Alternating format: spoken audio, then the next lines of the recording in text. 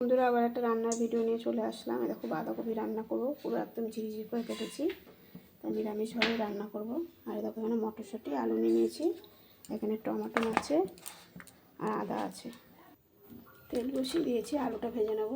আমি ঠিক করতে পারি না, তাও আমি 2.5-3 বছর হয়ে গেল খাচ্ছি, তাও আমার কিছুই ফল পাচ্ছি না। বেশ সময় ভালো কিছু ছেড়ে দিয়ে আছে, এগুলো করবো না, ভালো লাগে না, সেরকম কেউ পরিবারও আসে না। বাঁধাকপিটা একটু ভাপিয়ে নেব, জিরে, কাঁচা লঙ্কা, টমেটো, আদা এটা পেস্ট করে। আলু ভাজা হয়ে গেছে, মশলাটা দিয়ে দিলাম, মটরশুঁটিটাও দিয়ে দিলাম। দেখো এখানে লবণ, হলুদ, কাশ্মীরি লঙ্কার গুঁড়ো নিয়েছি, একটু জল দিয়ে একটু কষিয়ে নেব।